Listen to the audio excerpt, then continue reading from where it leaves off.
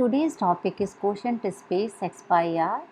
In the last lecture, we have proved that if R is an equivalence relation on a non-empty set X, then the collection of all disjoint equivalence classes is denoted by X by R. It is called quotient set. And if Xt is a topological space, then today we will show that X by R can be viewed as a quotient space of the topological space Xt. Let us define let Xt be a topological space and R be an equivalence relation on X. Let pi be from X to X by R with a quotient map defined as pi of X is equal to equivalence class of X. We have in the last lecture we have also shown that the relation R partitions the set X into equivalence classes, and so each element of X is contained in some equivalence class, and so pi maps to each point of X to the equivalence class to which it belongs. Then the space X by R is called the quotient space of the topological space Xt. Of course, the topology on the quotient space X by R is the quotient topology. Now we observe the following. If A is a subset of X, then the set of all points of X which are related to points of A is denoted by R of A and is given by R of A is the set of all points of X which are related to points of A. That is set containing Y if X and Y are related for X in A. And this can be written as union of all those equivalence classes of X by R which have non-empty intersection with A, because if this equivalence class of X contains some member Z of A, then equivalence class of Z is equal to equivalence class of A, X. Equivalence class of Z is equal to equivalence class of X. That is, elements which are related to Z are also related to X. And so, if we take union of all the equivalence classes which have non-empty intersection with A, then we get all the elements of X which are related to every element of A. Clearly, R of singleton X is equal to the set of all points of X which are related to X, and so by definition of equivalence class, this is equal to equivalence class of X. If A is a subset of X by R, then clearly A is a collection of some equivalence classes. So, then pi inverse of A is equal to union of A belongs to the collection A. And so, an open set of X by R is a collection of equivalence classes whose union is an open set of X. Since pi is a quotient map, so A is open in X by R if and only if union of all members of A is open. And so, we can say that A is open in X by R if A is a collection of equivalence classes whose union is an open set of X. Because if this is open, then A is open in X by R. Now, we shall prove a theorem related to the space X by R. Let Xt be a topological space and R be an equivalence relation on set X. Let pi from X to X by R be the quotient map, then the following statements are equivalent. Statement A is pi is an open mapping, statement B is if A is open in X, then R of A is open in X. And statement C is, if B is a closed subset of X, then the union of all members of X by R, which are subsets of B, is closed. Let us prove this theorem. First, we shall show that statements A and B are equivalent. Let A hold, that is pi be an open mapping. So, if we consider any open set in X, suppose A is open in X, then we have to show that R of A is open in X. If A is an open set in X, then and pi is an open mapping, so pi of A is open in X by R. But pi of A is the union of all those equivalence classes which contain some element of A, and so this is open in X by R. And as pi is continuous, so pi inverse of pi of A is open in X. Inverse image of any open set in X by R is open in X. So pi inverse of pi of A is open in X. As pi inverse of pi of A is equal to pi inverse of union of all those equivalence classes which have some element of X A, and so we can write union of pi inverse of equivalence class of X if equivalence class of X contains some element of A, and pi inverse of equivalence class of X is the set of all those elements of X which are related to X. And so this collection, this set can be written as the collection of all those elements Y of X which are related to X for each X in A. And so this is nothing but R of A, set R of A, and since this pi inverse of pi of A is open in X, so R of A is open in X, hence B holds.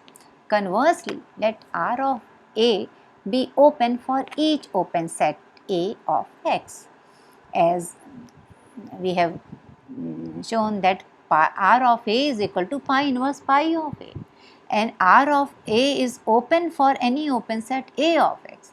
So, pi inverse of pi of A is open, and since this is open and pi is a quotient map, so pi of A is open in X by R by definition of quotient topology. Inverse image of pi of A is open in X means this set must be open in the codomain, that is X by R. And so we have shown that for any open set A of X, pi of A is open, that is pi is an open mapping, hence A holds.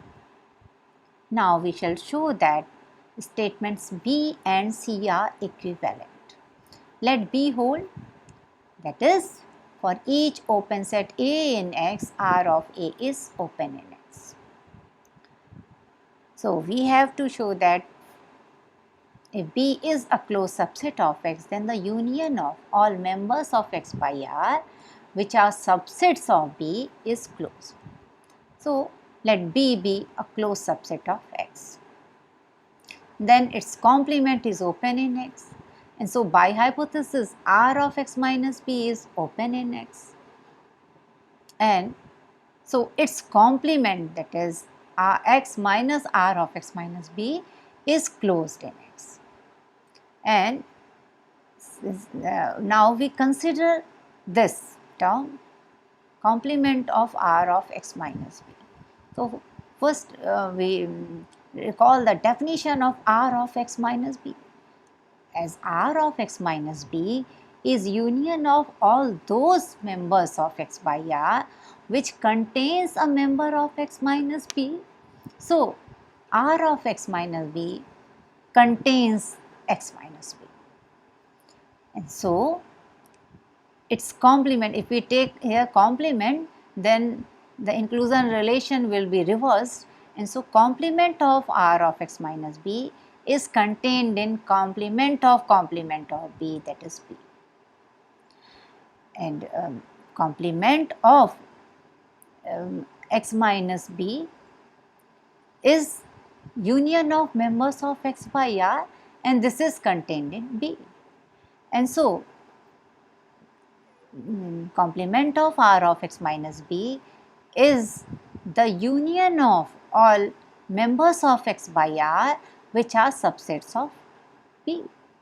But here we have shown that complement of R of x minus b is closed in X. So, we can say that union of all members of X by R which are subsets of B is closed. Hence, C holds. Conversely, let C hold, that is, we assume that for each closed subset B of X, the union of all members of X by R which are subsets of B is closed. So, we can say that since union of all members of X by R which are subsets of B is closed, so by this, by our part, we know that union of members of X by R which are subsets of B is nothing but complement of R of x minus b, and this is closed. And so, this is closed. So, let A be an open set in X, then its complement is closed in X. A is open, so its complement is closed, and so by hypothesis x minus R of x minus A is closed. Here this holds for any closed set B of X, and so since x minus A is closed, so replacing B by x minus A, this is closed. That means complement of R of A is closed in X, and so R of A is open in X. And here this theorem can be proved if pi is a closed mapping, and here if we replace open word by closed, then similarly we can prove the theorem. Now, we shall consider an example related to the quotient space of the form x by R.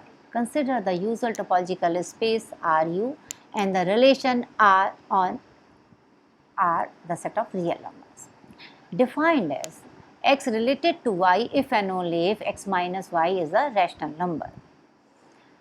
If then we can check that this relation R is an equivalence relation. If x is any real number, then x is always related to x, because x minus x is equal to 0, which is a rational number. So, x is always related to x. That means relation R is a reflexive relation. Let x is related to y, then x minus y is a rational number, then minus of x minus y is a rational number. That means y minus x is a rational number, and so y is related to x. And so we can say that R is a symmetric relation. Suppose x is related to y and y is related to z, then x minus y is a rational number and y minus z is a rational number. Since sum of two rational numbers is a rational number, so x minus y plus y minus z is a rational number. That means x minus z is a rational number, and so x is related to z, and we can say that R is a transitive relation. Hence, we can say that R is an equivalence relation on the set R of real numbers. And the quotient set R by R is the set of all equivalence classes corresponding to each real number R. But here we note that if R is a rational number, then equivalence class of R is equal to the set of rational numbers, because any two rational numbers are always related. So set of all rational numbers are related to R, and so equivalence class of R contains all the rational numbers. And so here if R is a rational number, then we take one and only one class which is corresponding to a rational number. And equivalence class of R is equal to singleton R if R is an irrational number. Because if R is an irrational number, then R is the only element which is related to the equivalence class of R, because because R minus R is equal to 0, which is a rational number. But if we take two different irrational numbers, then their difference is not a rational number, and so two different rational numbers are not related. And so equivalence class of any irrational number R contains one and only element, the element R itself. Consider the quotient map pi from R to the quotient set R by R defined as pi of x is equal to equivalence class of x. Then find the quotient topology on R by R. For any rational number R, as pi inverse of equivalence class of R is the set of all rational numbers, because image of any rational number under pi is the equivalence class of R, and so inverse image of equivalence class of R is nothing but the set of all rational numbers. And this is not open in the usual topology, because Q, any rational number is not a neighborhood of any of, actually Q is not a neighborhood of any of its points, and so this is not open. And so this inverse image, since this is inverse image of this set, and since inverse image of this set is not open, so this set cannot be contained in the quotient topology. So equivalence class of R doesn't belong to the quotient topology when R is a rational number. If R is an irrational number, then pi inverse of equivalence class of R is singleton R, and this is also not in the usual topology, because any finite set in the usual topology is closed. So this is not open, and so the corresponding set equivalence class of R, where R is an irrational number, doesn't belong to the quotient topology. If we take finite number of any finite number of irrational numbers, then pi inverse of the set containing equivalence classes of R1, R2 and Rn, then this will be equal to the set R1, R2 up to Rn, and this also doesn't belong to U, being a finite subset of R. And so this the set containing the equivalence classes of R1, R2 up to Rn, this doesn't belong to the quotient topology. Also pi inverse, if we take inverse image of all equivalence classes corresponding to irrational numbers, then this will give the collection of all irrational numbers. They are R is an irrational number, and we know that the set containing all irrational numbers is not open in the usual topology, because it is also not neighborhood of any of its points. And so the collection of all the equivalence classes corresponding to each irrational number is not a member of the quotient topology. And here we know that pi inverse of all equivalence classes of R by R, then this is equal to the set of all real numbers, and this belongs to U, of course this space, this belongs to the usual topology, and so this collection, that is, this is R by R, this belongs to the quotient topology. Hence the quotient topology U pi on R by R is the indiscrete topology, and here we note that RU is a Hausdorff space, but the quotient topology is indiscrete, so this is not a quotient space. And so here we have this example that a space is Hausdorff, but its quotient space is not Hausdorff. Thank you.